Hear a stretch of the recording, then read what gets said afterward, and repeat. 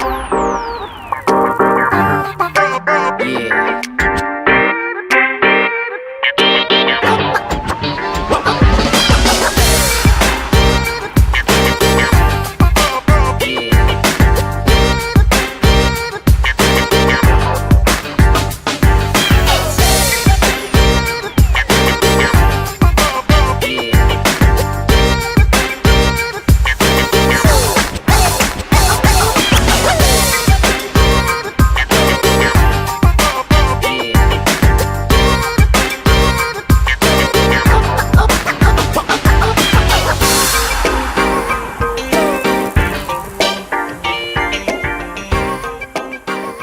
Hi, this is COMM with us. I'm Jasmine. This is Kendall. And today we're going to do some interview tips to get you prepped for your next interview.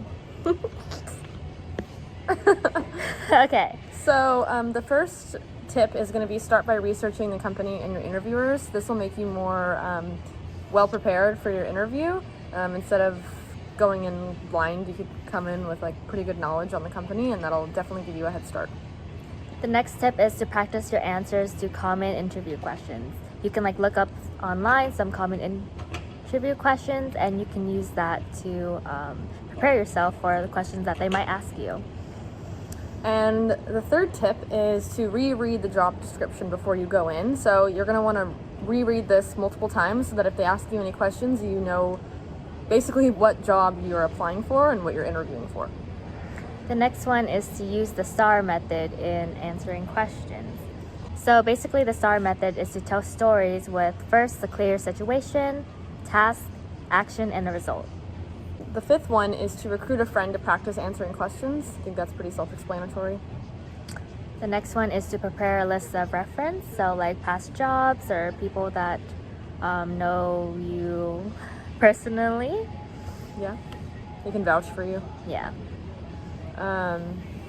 Be prepared with examples of your work. So if someone asks you a question or the interview asks you a question, you want to make sure that you can answer those questions effectively, and you don't want to say like, oh, I'm great at it.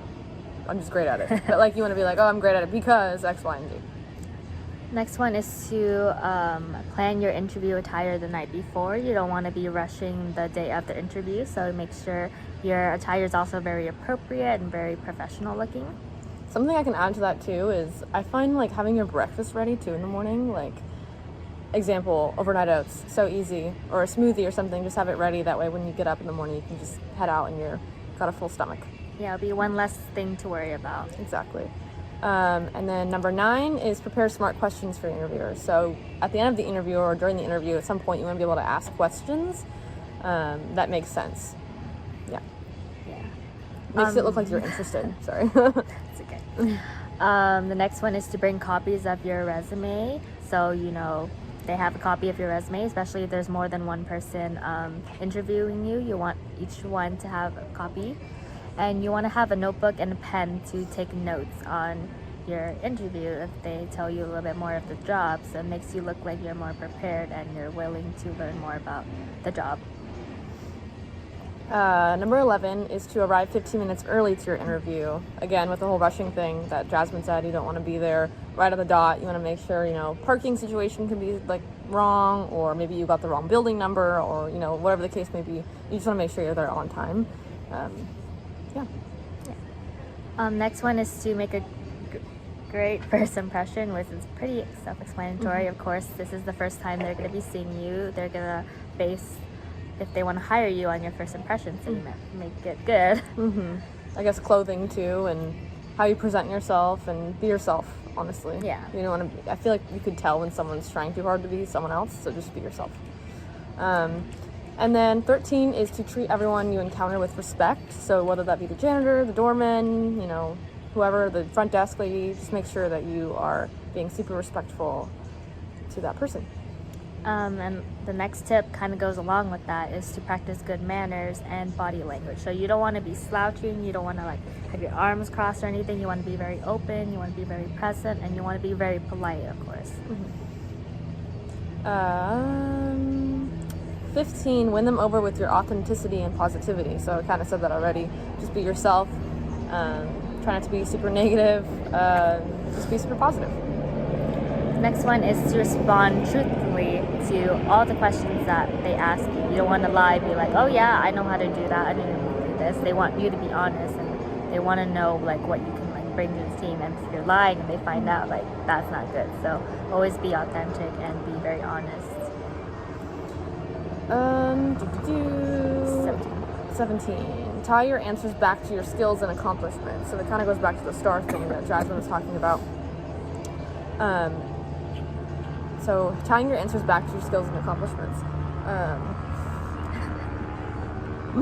I just had a brain fart. I was going the next one. Okay. Got it.